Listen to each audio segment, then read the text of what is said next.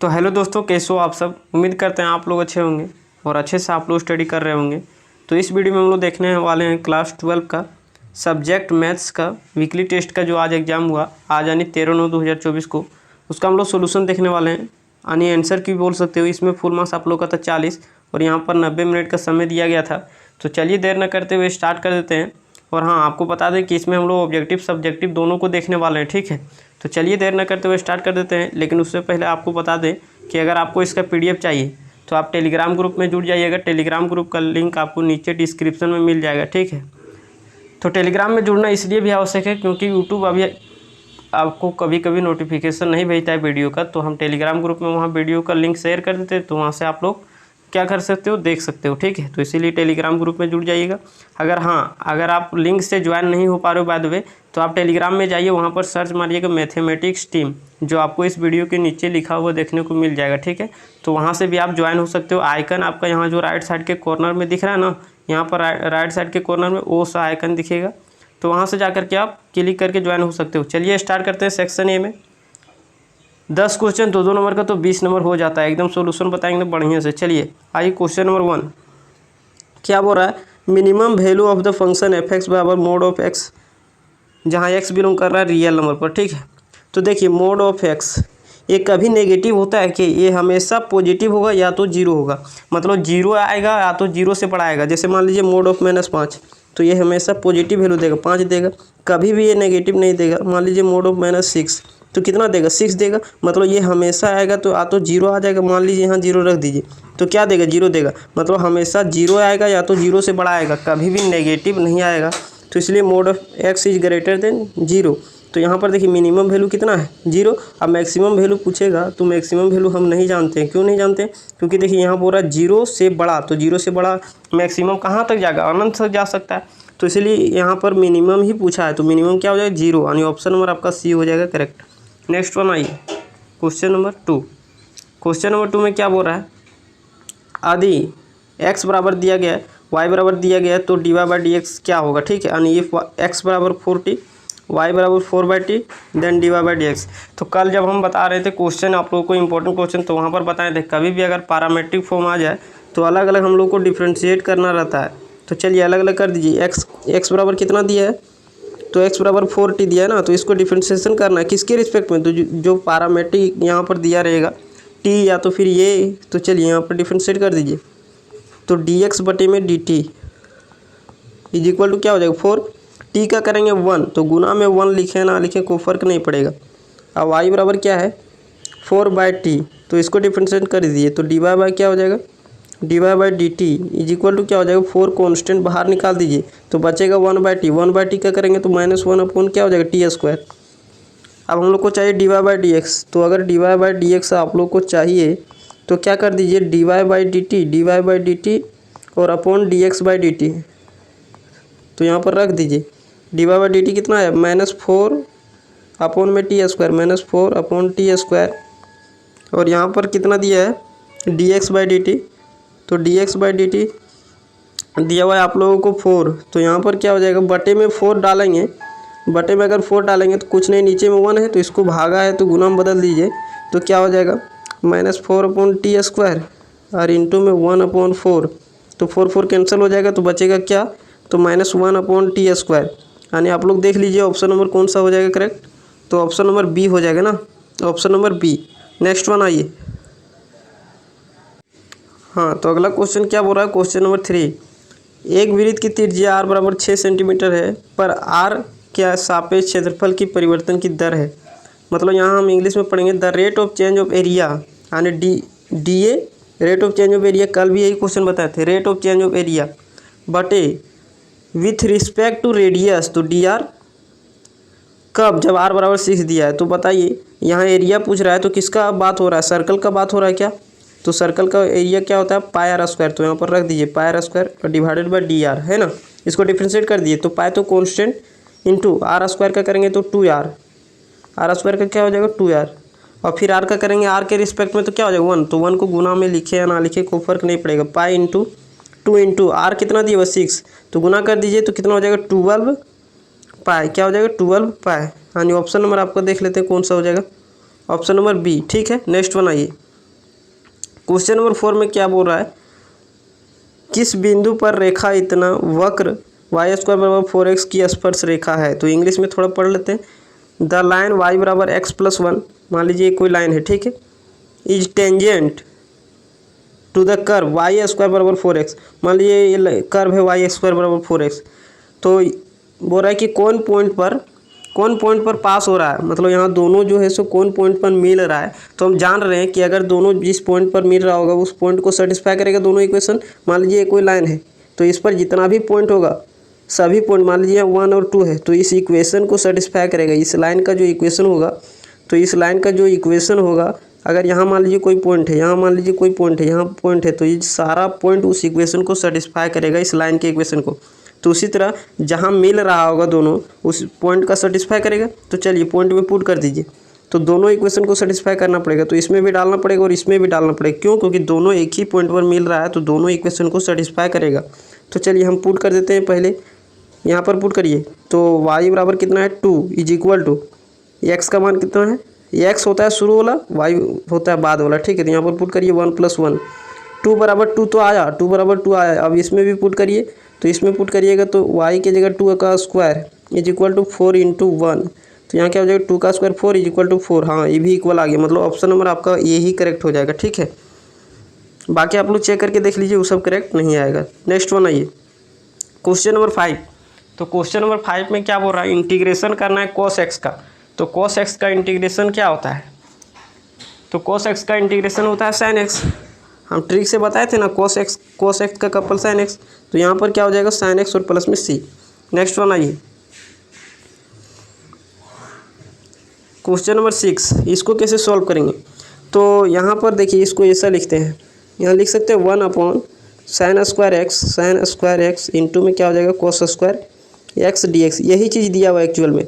तो हमको लगा कि नीचे में sin स्क्वायर और cos स्क्वायर दिख रहा है, तो सोच रहे हैं कि क्यों ना 1 की जगह sin square plus cos square लिख दे, क्योंकि हम लोग जानते हैं sin square theta plus cos square theta बराबर 1। तो चलिए लिख देते हैं। तो आपका कहना रहेगा कि आप कैसे सोच लिए कि यहाँ यही लिखना है।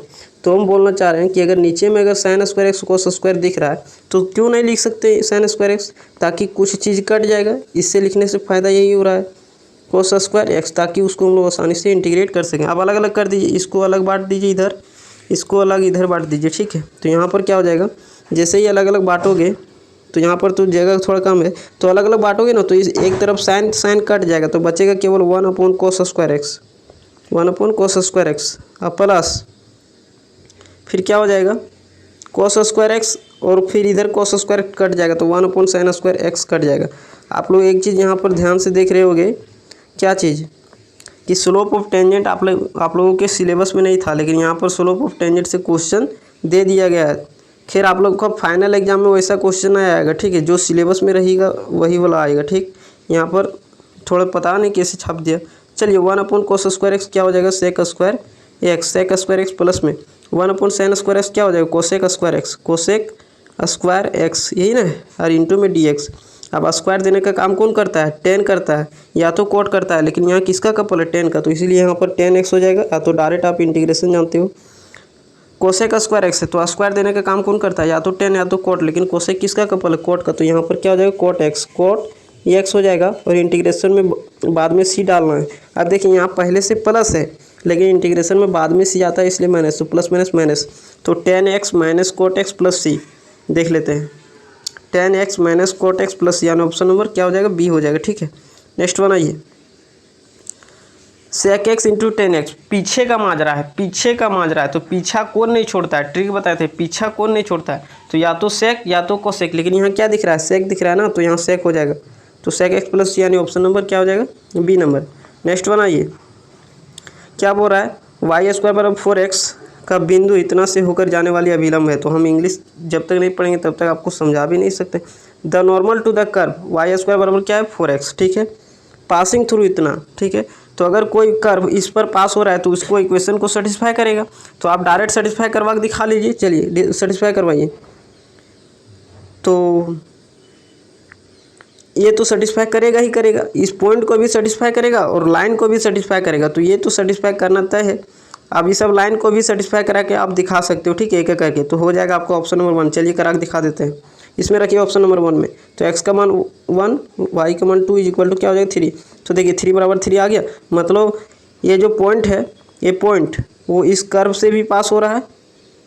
मतलब ये जो लाइन है क्या बोल रहा है, वाई स्क्वायर बराबर 4x का बिंदु इतना से होकर जाने वाले अभिलंब क्या है, मतलब the normal to the curve इतना पासिंग थ्रू द पॉइंट इतना इज। मतलब ये इक्वेशन और एक कर्व दोनों एक ही पॉइंट पर पास कर रहा है, तो दोनों के इक्वेशन को सेटिस्फाई करेगा ना। तो इसको तो सेटिस्फाई कर ही रहा है, बाकी इसको भी कर रहा है, ऑप्शन नंबर ए। तो हो जाएगा आपका ऑप्शन नंबर ए करेक्ट। बाकी आप चाहो कि अगर हमको इक्वेशन निकालना है तो क्या बोल रहा है, स्लोप, मतलब यहाँ किसका बात हो रहा है, नॉर्मल का। तो सबसे पहले स्लोप ऑफ नॉर्मल निकालना पड़ेगा। तो चलिए डिफ्रेंशिएट कर दीजिए। तो वाई स्क्वायर का 2y, वाई का dy/dx यही ना होगा, इज इक्वल टू 4x का क्या हो जाएगा 4। अब यहाँ से dy/dx निकालिए। तो dy/dx क्या हो जाएगा, यहाँ से 2 2 कट जाएगा 4, तो बचेगा 2/y। आप स्लोप ऑफ चाहिए नॉर्मल, तो सबसे पहले हम स्लोप ऑफ क्या निकाल लेते हैं, टेंजेंट निकाल लेते हैं। तो -1 अपन क्या कर देंगे, स्लोप ऑफ टेंजेंट कर देंगे। तो यहाँ निकालिए। तो dy/dx 8 किस पर, कौन पॉइंट दिया 1,2 पर, ठीक है। तो 2 अपॉन में क्या है, तो y है। तो y यहाँ पॉइंट में y कौन होता है, सेकेंड वाला। तो यहाँ पर 2, तो कट गया कितना आ गया 1। तो ये स्लोप ऑफ टेंजेंट आया। हम लोग को इक्वेशन नॉर्मल का लिखना है, तो नॉर्मल का स्लोप पता होना चाहिए।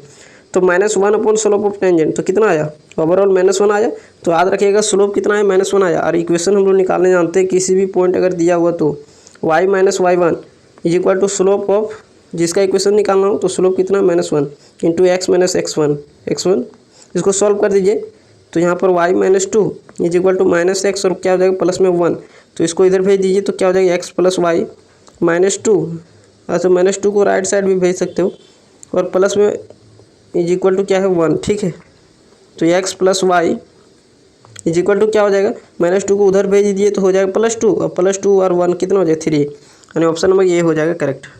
नेक्स्ट वन आइए, क्वेश्चन नंबर 9 में क्या बोल रहा है, y बराबर दिया गया है इतना के x बराबर 0 पर अभिलंब की परवनता है, यानी the slope of normal y बराबर 2x² + 3 sin x 8x बराबर 0।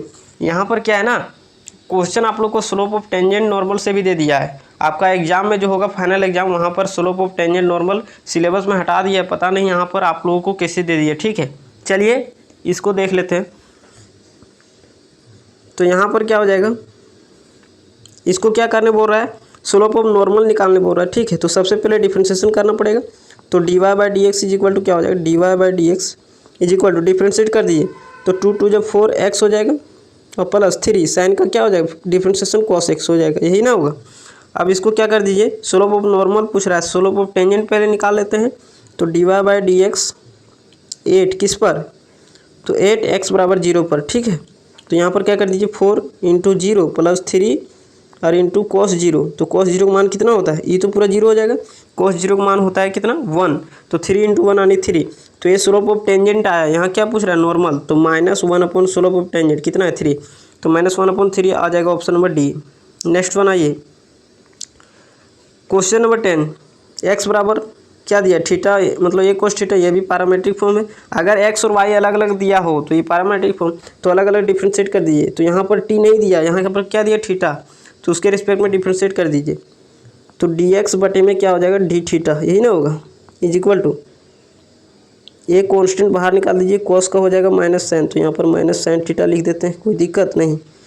ये हो गया। अब हम लोग y का निकालते हैं। तो y बराबर जो दिया है dy/dx, मतलब dy/d थीटा हो जाएगा ना, ये साइन का क्या हो जाएगा cos थीटा, यही होगा। अब हम लोग को चाहिए dy/ क्या चाहिए, dx चाहिए, यही ना। तो यहाँ पर करना पड़ेगा dy/d theta upon dx/d theta, dx/d theta.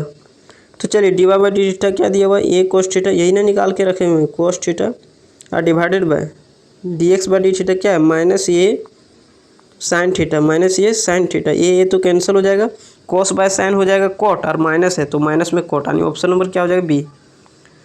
बाकी सब्जेक्टिव क्वेश्चन देखिए क्या बोल रहा है, find the slope of tangent to the curve. Slope of tangent अभी निकालने बता दिए। स्लोप ऑफ टेंजेंट कब, जब x बराबर 4 हो तो अभी हम नीचे इसका सोल्यूशन देखने वाले हैं, या तो फिर यहाँ पे भी आप सोल्यूशन कर सकते। चलिए यहीं कर देते हैं, नीचे आप लोग केवल देख के नोट कर लीजिएगा, ठीक है। चलिए यहाँ पर क्या है, सबसे पहले डिफ्रेंशिएशन करना होता है। तो dy/dx इज इक्वल टू क्या हो जाएगा, इसको डिफ्रेंशिएट कर दीजिए तो 4 आके आगे में गुना हो जाएगा तो 12x³ अब माइनस में 4, यही ना होगा। x का करेंगे 1, लिखे या ना लिखे। अब स्लोप ऑफ क्या चाहिए, टेंजेंट, तो dy/dx कब, जब 8x बराबर 4, तो इसमें 4 रख दीजिए तो 12 इंटू 4 का क्यूब माइनस में 4, ठीक है। तो 12 इंटू 4 का क्यूब कितना हो जाएगा 64 और माइनस में 4, तो इसको गुना करोगे तो 12 × 72 के 2 बाकी 7, 12 × 72, 12 × 48 के 8, हाँ सॉरी 12 × 48 के 8 बाकी में 4, 12 × 72 और 4 कितना हो जाएगा 78 होगा ना। हाँ तो आप लोगों को गुना आता होगा, ठीक है। यहाँ पर क्या हो जाएगा 76, मतलब 700 क्या हो जाएगा 78, मतलब 68 और माइनस में 768 माइनस में 4, तो कितना आ जाएगा आपका 764 आ जाएगा, ठीक है। 764 आ जाएगा आपका करेक्ट ऑप्शन। तो यहाँ ऑप्शन तो दिया नहीं, सब्जेक्टिव में है, बाकी हम यहाँ पर आप लोगों को दिखा देंगे नीचे में PDF, ठीक है, वहाँ से नोट कर लीजिए। यहाँ पर केवल हम समझा दे रहे हैं, ठीक है। चलिए अब हम यहीं पर आते हैं, क्वेश्चन आप लोग देख लीजिए।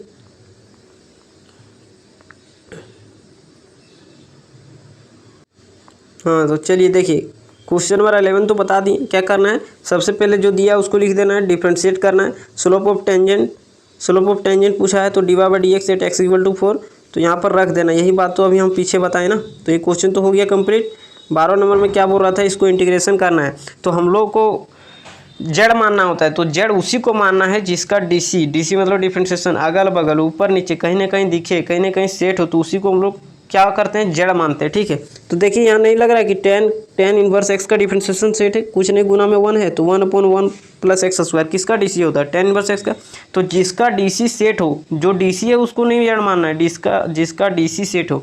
तो tan इनवर्स x का DC सेट है, तो पुट कर दीजिए tan इनवर्स x बराबर z। अब यहाँ से डिफ्रेंशिएट कर दीजिए तो 1/1 + x², अब dz बटे क्या हो जाएगा dx हो जाएगा। यहाँ से हम लोग क्रॉस मल्टीप्लाई करके क्या निकाल देंगे, dx निकाल देंगे, कोई दिक्कत यहाँ तक तो नहीं होना चाहिए। नाउ अब हम लोग क्वेश्चन से आएंगे, क्वेश्चन से आइए। नाउ i बराबर क्या है, ई तो रहेगा ही रहेगा, tan इनवर्स x को जड़ माने तो यहाँ पर z रख दिए, 1 + x² को कुछ नहीं माने तो 1 + x² ही रहने दिए, और dx की जगह अभी हम लोग निकाल के लाए थे 1 + x² dz, तो यहाँ रख दिए, कोई दिक्कत। अब 1 + x² बहुत प्रेम से कैंसिल हो जाएगा, तो बचेगा e⁻z और dz। अब e⁻z का हम लोग इंटीग्रेशन जानते हैं क्या होता है, शुगर पेशेंट है, e⁻z का e⁻z ही होता है, और प्लस में क्या हो जाएगा c।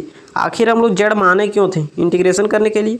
अब जब इंटीग्रेट हो गया तो पुनः जड़ का मान रख दीजिए, तो जड़ किसको माने थे, tan इनवर्स x को, तो यहाँ जड़ की जगह रख दीजिए, प्लस में c।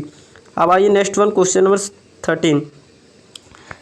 तो यहाँ से ना आप लोगों का क्वेश्चन पिछला बार भी दिया था, फिर नहीं पता इस बार भी क्यों दे दिया। चलिए खैर हम लोग देख लेते हैं। गिवन जो दिया गया है, इसमें बोल रहा था कि फंक्शन दिया गया कंटिन्यूअस नहीं है, कितना पर, 8x = 2 पर, तो वही प्रूव करना है कि कंटिन्यूअस नहीं है।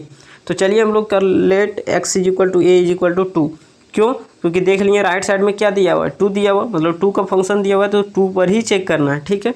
तो चलिए LHL निकाल लेते हैं। Left hand limit h tends to 0 function of a - h, right hand का ये होता है फॉर्मूला। अब यहाँ पर limit h tends to 0 function of a की जगह कितना है, तो a की जगह 2 माने हुए हैं, तो यहाँ पर 2 रख दिए, कुछ नहीं किए, 2 रखे हैं। नेक्स्ट वन आइए, थोड़ा यहाँ हम लोग को फंक्शन भी देखना पड़ेगा ना साथ ही में, तब पता चलेगा। चलिए आप क्या कर दिए, लिमिट h टेंड्स टू 0। अब यहाँ देखिए, यहाँ x था, सबसे पहले यहाँ देखिए 2 - h, 2 - h है, मतलब 2 में कुछ घटा हुआ है, 2 में कुछ घटा हुआ मतलब 2 से छोटा। तो देखिए x 2 से छोटा कौन है, तो ये x 2 से छोटा है, क्यों, क्योंकि x की तरफ मुंह धंसा हुआ है, तो ये x क्या है, 2 से छोटा है, तो 2 से छोटा ये है, तो फंक्शन तो यही वाला होगा, ऊपर वाला। तो फंक्शन तो हम लोग सेलेक्ट कर लिए। अब देखिए यहाँ है x, तो यहाँ आया x, यहाँ रखेंगे 2, यहाँ आएगा 2, यहाँ रखेंगे 3, तो x की जगह 3 आएगा, यहाँ रखेंगे 3 तो मतलब 4, तो x की जगह क्या आ जाएगा 4, मतलब जहाँ जहाँ x है वहाँ परिवर्तन होते चलेगा। तो आज यहाँ 2 - h रखा हुआ है, तो यहाँ क्या आ जाएगा, x की जगह 2 - h, तो वही बार रखे हुए 2 × 2 - h और प्लस में 3, वही चीज़ यहाँ पर रखे हुए। अब जैसे ही रख दिए तो अप्लाइंग लिमिट कर दीजिए, तो अप्लाइंग लिमिट कर देंगे तो क्या हो जाएगा।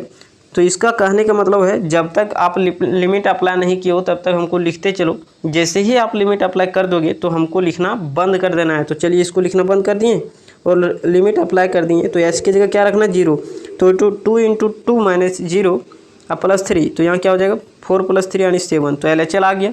अब RHL निकालेंगे, चलो राइट हैंड लिमिट, तो limit h tends to 0 function of a + h, ये तो फॉर्मूला होता है। अब limit h tends to 0 function of ये की जगह क्या है 2, तो 2 + h हो जाएगा।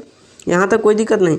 अब देखिए यहाँ क्या लिखा हुआ 2 + h मतलब 2 से बड़ा, तो हम लोग को देखना है x, कौन सा x 2 से बड़ा है। तो देखिए ये x के तरफ मुंह खुला हुआ मतलब ये क्या है, ये x क्या है 2 से बड़ा है, x क्या है 2 से बड़ा, तो फंक्शन कौन सा होगा ये होगा। ठीक है, अब देखिए यहाँ पर x है तो यहाँ x आए, अगर यहाँ 1 रखेंगे तो यहाँ पर 1 आ जाएगा, अगर यहाँ 2 रखेंगे तो x की जगह 2 आ जाएगा, अगर यहाँ 3 रखेंगे तो x की जगह 3 आ जाएगा। उसी तरह से आज यहाँ 2 + h रखा हुआ तो मतलब यहाँ x की जगह क्या आएगा 2 + h, तो 2 × 2 + h और माइनस में क्या है 3, तो वही यहाँ पर लिखे हुए। ठीक है, अब अप्लाइंग लिमिट कर दीजिए, तो अप्लाइंग लिमिट करोगे तो क्या हो जाएगा, जहाँ h है वहाँ 0 आ जाएगा, तो 2 × 2 + 0 - 3 यानी 1 आ गया। तो हम लोग जान पाएँ कि LHL और RHS बराबर नहीं आया, RHL बराबर नहीं आया। अगर ऐसा आता बराबर आता तो हम लोग वैल्यू ऑफ फंक्शन भी चेक कर लेते हैं। ठीक है, तो बराबर यहीं नहीं आया तो वैल्यू ऑफ फंक्शन निकालने की कोई ज़रूरत नहीं है, तो बोल देंगे देयरफॉर LHS बराबर मतलब LHL बराबर does not RHL, hence fx is not continuous at x = 2 पर। तो यही प्रूव करने बोल रहा था। आइए 14 नंबर d/dx डिफ्रेंशिएशन करना है cos ऑफ sin x का। ठीक है, तो चलिए डिफ्रेंशिएट कर दीजिए। तो सबसे पहले cos, तो इसको कुछ देर के लिए मान ली थीटा, तो cos थीटा क्या होता है माइनस में sin थीटा, तो थीटा की जगह क्या है sin x, तो sin x हो जाएगा, कोई दिक्कत नहीं। अब फिर एंगल का करेंगे तो sin x का करेंगे तो डिफ्रेंशिएशन क्या हो जाएगा cos x, कोई दिक्कत नहीं। अब अरेंज करके लिख दिए तो ये आ गया। ठीक है, नेक्स्ट वन आइए क्वेश्चन नंबर 15। तो क्वेश्चन नंबर 15 थोड़ा क्वेश्चन में जान है। ठीक है, इस प्रकार का क्वेश्चन आपका जैक बोर्ड में नहीं पूछा जाएगा, पता नहीं कैसे कौन टीचर छापे होंगे। ठीक है, खैर उनको अगर लगा होगा कि नहीं ये इम्पोर्टेंट क्वेश्चन है तो ठीक है, लेकिन ये सब क्वेश्चन आप लोग का बोर्ड एग्जाम में नहीं पूछा जाएगा, आप लोग को घबराने की ज़रूरत नहीं है। चलिए क्या दिया हुआ गिवन fx बराबर दिया हुआ इतना। अब क्वेश्चन में क्या बोल रहा था कि प्रूव करना है कि मैक्सिमम है एट x = e पर। ठीक है, तो सबसे पहले f' निकालिए, तो डिफ्रेंशिएट कर दिए u/v लगा के, नीचे में जो है उसका क्या करना है स्क्वायर, जो यहाँ लिखे उसको 2 को भी पेस्ट कर देना है, और log x का डिफ्रेंशिएशन, फिर log x को छोड़ के x का डिफ्रेंशिएशन बीच में होता है माइनस, तो यहाँ पर डिफ्रेंशिएशन तो आप लोग को आता होगा। उसके बाद क्या करना है f' को 0 से इक्वेट कर देना है, तो 1 - log x यही ना आया है, बटे x² को 0 से इक्वेट कर दिए तो कितना आया 1 - log x = क्या हो जाएगा 0, तो यहाँ से log x बराबर 1। तो आप बोलोगे कि x बराबर e क्यों आप लिख दिए, तो देखिए 1 log e का मान क्या होता है 1, तो log x बराबर में क्या हो जाएगा log e, तो यहाँ से क्या आ जाएगा x बराबर e। आप चाहो तो ऐसे भी सोच सकते हो कि log कैंसिल हो गया। ठीक है, खैर कैंसिल होता नहीं है, उसका दूसरा फंडा है। ठीक है, तो यहाँ पर समझिए x बराबर क्या आ गया e। अब इसी पॉइंट को हम लोग को क्या चेक करना है कि ये मैक्सिमम पॉइंट है, क्या है मैक्सिमम पॉइंट। ठीक है, तो इसका मतलब किसी तरह हम दिखा देंगे ये f' क्या है कि मैक्सिमम बोल रहा है तो 0 से छोटा होना चाहिए, मतलब नेगेटिव उल्टा होता है। अगर पॉइंट मैक्सिमम हो, पॉइंट क्या हो मैक्सिमम हो, तो वो आना चाहिए क्या नेगेटिव में, नेगेटिव में आना चाहिए। मतलब f' अगर नेगेटिव आ रहा है तो ये जो पॉइंट होगा वो क्या होगा मैक्सिमम होगा। ठीक है, उल्टा होता है इसमें कॉन्सेप्ट। तो चलिए सबसे पहले f" निकाल लेते हैं। तो आप लोग f" निकालोगे, इससे यहाँ पर फिर से डिफ्रेंशिएशन करना है, तो नीचे में जो रहता है उसका स्क्वायर, जो नीचे लिखे उसको 2 को भी पेस्ट कर देना है, फिर ऊपर वाले का डिफ्रेंशिएशन करेंगे 1 का 0 -log x का 1/x, तो यहाँ पर डिफ्रेंशिएशन आप लोग कर लोगे तो यहाँ तक आ जाएगा, कोई दिक्कत नहीं। यहाँ तक जैसे आओगे, अब हम लोग को पॉइंट पुट करना है, कौन सा पॉइंट x बराबर e, तो यहाँ पर पॉइंट पुट कर दिए। अगर ये 0 से बड़ा आएगा या तो पॉजिटिव आएगा, तो अगर पॉजिटिव आया f" अगर पॉजिटिव आया तो वो जो पॉइंट होगा ना e, तो वो मिनिमम पॉइंट होगा। अगर मान लीजिए f" रखने के बाद अगर नेगेटिव आ गया, तो यहाँ नेगेटिव आ गया मतलब होना चाहिए क्या चीज़ मिनिमम, लेकिन होगा ये क्या मैक्सिमम। तो यहाँ प्रूव करने बोल रहा था कि ये क्या है मैक्सिमम है, मैक्सिमम पॉइंट है, तो मतलब नेगेटिव आना पड़ेगा। तो चलिए यहाँ पर रख दीजिए 2 log e है तो x की जगह e रख दिए, अब -3 और डिवाइडेड बाय नीचे में x³ है तो e³ हो जाएगा, x की जगह क्या रखना है e। अब देखिए हम लोग log e का मान जानते हैं 1 होता है, तो 2 × 1 - 3 बटे में e³, तो -1 अपन क्या आ गया e³। अब देखिए नेगेटिव में आ गया, तो नेगेटिव में आया तो मतलब ये क्या होगा नेगेटिव में आया मतलब मैक्सिमम पॉइंट, पॉजिटिव में आता मतलब मिनिमम पॉइंट, उल्टा होता है। तो देखिए तो चूँकि f" क्या आया 0 से बड़ा नहीं छोटा आया है ना, यहाँ लेस देन दे दीजिएगा। ठीक है, यहाँ पर mistake less than 0, therefore fx is maximum at x = e। तो ये हो जाएगा आप लोगों का सॉल्यूशन। नेक्स्ट वन आइए क्वेश्चन नंबर 16। तो इसको क्या करना है इंटीग्रेशन करना है। ठीक है, तो इसका एक फंडा है कि कभी भी इस प्रकार का अगर क्वेश्चन दिख जाए e⁻² - 1, तो इसको क्या करना है, डिनोमिनेटर और डिनोमिनेटर में दोनों में e⁻x से क्या कर देना है, डिवाइड कर देना है। तो वही काम हम यहाँ किए हुए अपने से। अब देखिए काट दीजिए तो वही है, वापस वही जगह पर आ गए, तो अपने से डिवाइड कर देना है, ठीक है। अब देखिए इसको अलग अलग कर दिए, तो अलग अलग कर दिए, कोई दिक्कत यहाँ तक नहीं। अब हम लोग जानते हैं a⁻m/a⁻n, अगर बेस सेम रहेगा तो पावर घट जाता है, a⁻m - n, यही नहीं होता है। तो देखिए e⁻2x और बटे में e⁻x, तो 2x में x जाएगा तो x बचेगा, तो e⁻x माइनस रहने दिए, ये ऊपर जाएगा तो क्या हो जाएगा e⁻x, मान लीजिए 1/2 है, इसको ऊपर भेजेंगे तो 2⁻−1, 1/2 का स्क्वायर है, ऊपर जाएगा तो क्या हो जाएगा 2⁻−2, मतलब माइनस लग जाता है। तो देखिए माइनस लग गया। उसी तरह नीचे वाले को भी ऊपर ले गए।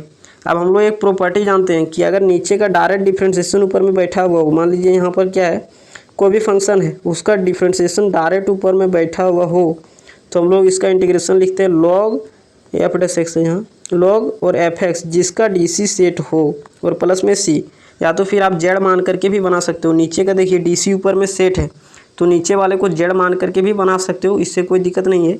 लेकिन हम लोग चूँकि प्रॉपर्टी जानते हैं तो इसीलिए log लिख के नीचे वाला लिख देना है।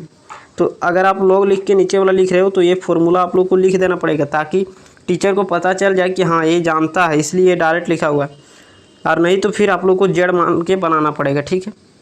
तो उम्मीद करते हैं वीडियो अच्छा लगा हो, तो अगर लगा हो तो लाइक कर दीजिए और अपने दोस्तों के पास शेयर कर दीजिएगा।